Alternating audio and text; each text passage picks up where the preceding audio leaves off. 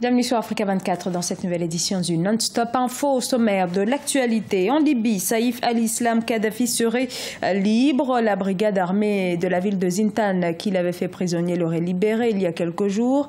La raison, une loi d'amnistie qui vise les anciens dignitaires du régime. Le gouvernement burundais appelé à se présenter devant le Conseil des droits de l'homme des Nations Unies. Le gouvernement du président Pierre Nkurunziza est accusé de nombreuses violations, ayant fait entre 500 et 2000 victimes. À suivre dans ce journal, la conversion professionnelle atypique de Vidal Kenmoé, un jeune Camerounais, ancien officier au sein de l'armée royale britannique. Il est devenu maître bottier. Mais tout d'abord, le roi Mohamed VI qui reçoit le président français Emmanuel Macron dans le cadre d'une visite d'État de 2 jours. La première au Maghreb pour le président français attendu à Rabat ce mercredi soir. Une visite éminemment politique. Différents volets de la coopération entre les deux pays doivent être examinés. La France est l'un des premiers investisseurs étrangers au Maroc. Et ce jeudi, les travaux de la première tranche de l'usine de PSA de Kenitra devraient être lancés. Saïf al-Islam Kadhafi aurait été libéré. Le fils de l'ancien président libyen Mouammar Kadhafi aurait d'ores et déjà quitté Zintan où il était détenu depuis 2011. Sa libération s'appuie sur une décision d'amnistie générale du Parlement de Tobrouk. Graziella Chakonte. L'information a été annoncée le 10 juin 2017. Elle est désormais confirmée. Saïf al-Islam Kadhafi est libre. Le fils de l'ancien dirigeant libyen a bénéficié d'une loi d'amnistie générale décrétée par le Parlement de Tobrouk. Sur le terrain, la nouvelle a suscité de vives réactions. Saïf al-Islam est un citoyen libyen qui bénéficie de la loi d'amnistie générale émise par le législatif libyen, représentée par le Parlement et appliquée par l'exécutif. Auparavant, les conditions sociales à Zintan ne nous avaient pas permis de le laisser partir. Ceci étant, le Conseil des notables de la ville s'est finalement réuni et ils ont décidé que le cas de Saïf était un problème judiciaire et qu'il revenait au ministère de la Justice du gouvernement provisoire de décider de son sort. Le gouvernement nous a demandé de le libérer et c'est ce que nous avons fait. Il a quitté Zintan le 14e jour de Ramadan, vendredi dernier. Si pour l'heure rien ne filtre sur l'endroit où il se trouve, l'avenir politique de Saïf al-Islam Kadhafi se pose avec acuité. Sa libération sous fond de rivalité entre Khalifa Haftar et Saïed El-Sarraj pourrait en effet rebattre les cartes de la conquête du pouvoir en Libye. Il faut dire que ce dernier, qui bénéficie encore d'une grande popularité, pourrait surfer sur un nouveau rôle tribal. En Libye, leur principal problème, c'est un problème de compétition territoriale entre les groupes armés. Il faut se rappeler que Kadhafi venait de la tripolitaine. Donc, avec cette compétition territoriale qui rend l'unité nationale très difficile, le fils Kadhafi, s'il est en liberté et si sa libération a été obtenue par certains groupes, il va renforcer, c'est un leadership qu'il va développer et cela n'aidera pas à la stabilisation de la Libye et à une convergence et du fait qu'on puisse taire les compétitions interterritoriales qui ont un nid très fertile en Libye. Toujours sous le coup d'un mandat d'arrêt international, Saïf al-Islam Kadhafi devrait prochainement s'adresser à la nation libyenne et à la communauté internationale. Quel sera son positionnement? Entre espoir et inquiétude, les spéculations vont bon train. Un rapport sur la situation des droits de l'homme au Burundi doit être présenté ces 14 et 15 juin à Genève. Depuis le début de la crise, il y a presque 3 ans, l'ONU n'a cessé de mettre en lumière de nombreuses violations du régime. De leur côté, les autorités de Bujumbura ont toujours rejeté toutes ces allégations. Des autorités qui parlent d'une tentative de déstabilisation du régime orchestrée par les Occidentaux. Sharon Kamara. Le gouvernement burundais devra se justifier à Genève les 14 et 15 juin prochains. À l'occasion de la prochaine session du Conseil des droits de l'homme de l'ONU, un rapport oral sur les conditions de vie des Burundais sera présenté. Celui-ci vise à dénoncer la crise burundaise et le non-respect des droits de l'homme au Burundi. La première attente, c'est qu'il y ait un rapport exhaustif de ce qui se déroule sur terrain sans faux-fuyant. Parce que les institutions de facto ont l'intention de cacher le mal qui ronge le peuple burundais aujourd'hui. La deuxième attente, c'est qu'il y ait condamnation ferme des violations massives des droits de l'homme qui continuent au Burundi.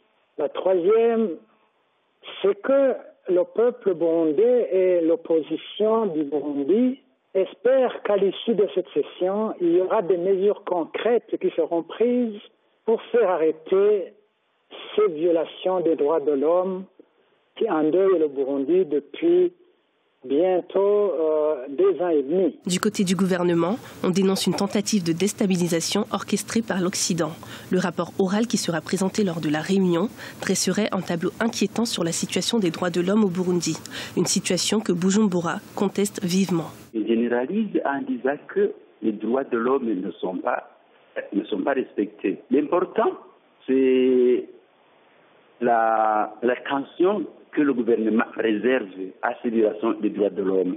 Le gouvernement suit de très près le respect des droits de l'homme et quand il y a violation, les faits de ces violations sont punis conformément à la loi. Depuis 2015, le Burundi fait face à une crise politique liée à la réélection du président Nkurunziza pour un 3e mandat. Une présidence que l'opposition et une partie de la population dénoncent activement. Longtemps au service de l'armée royale britannique, le Camerounais Vidal Kenmoé s'est reconverti à la création et à la fabrication de chaussures, des souliers sur mesure, très en vogue au sein de la diaspora. Notre journaliste Cherif Ousmane Bardonka est allé à la rencontre de celui que l'on surnomme le maître bottier. C'est à Douala au Cameroun que Vidal Kenmoé a déposé ses valises après un service rendu à l'armée britannique. C'est de là qu'il tient sa passion des chaussures. Ingénieur aérospatial de formation, il fabrique des chaussures sur mesure à la demande du client. Le processus est long, il exige munitie et précision. Quelques jointures à la machine à coudre, le reste du travail se fait à la main. C'est vraiment à la demande du client en général, mais les produits sont pour la plupart du cuir. Ouais. Maintenant, il rentre beaucoup d'autres ingrédients dans la fabrication de beaucoup d'autres matériaux, comme la colle, la semelle, le bambou. Ouais. J'ai toujours été passionné depuis tout petit, parce que j'ai toujours fréquenté les écoles de garçons. Les écoles de garçons, c'est les écoles où on va, mais pas avec une tenue, un uniforme, mais en civil. Donc j'ai toujours fréquenté des écoles de garçons qu'on appelle boys school.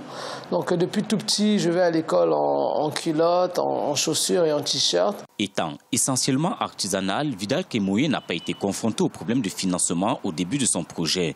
Toutefois, le manque de matières premières de qualité et de variété plombe relativement son activité. En outre, les chaussures faites à la main sont encore mal connues et peu appréciées par la masse.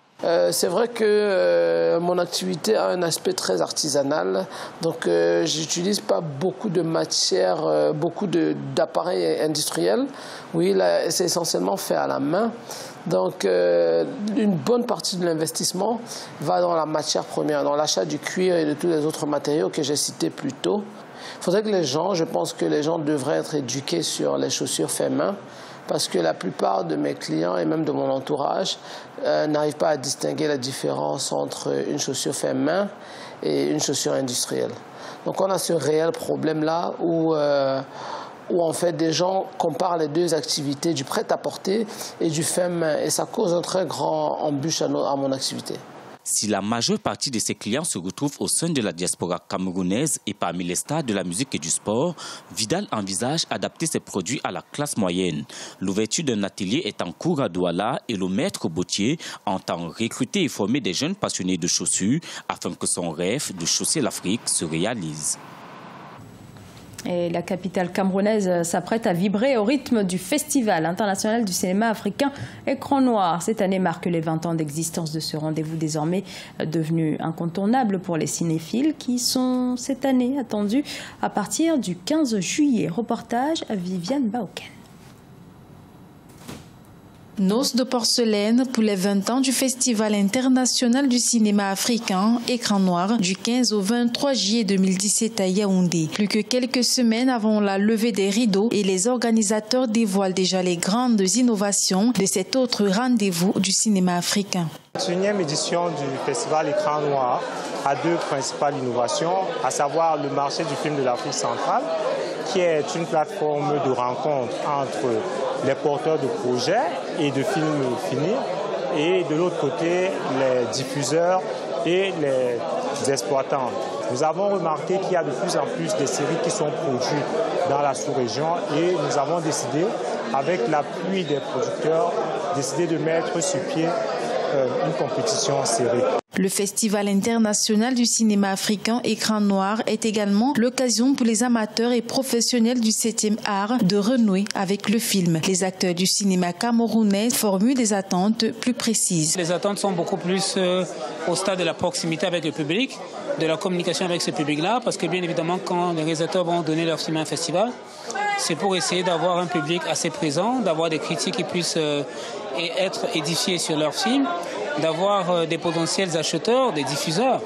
Donc les attentes sont vraiment grandes. La 21e édition des Écrans Noirs va se tenir sous le thème contribution du cinéma et de l'audiovisuel au développement économique et socio-culturel. Au programme animation, projection et ateliers de formation.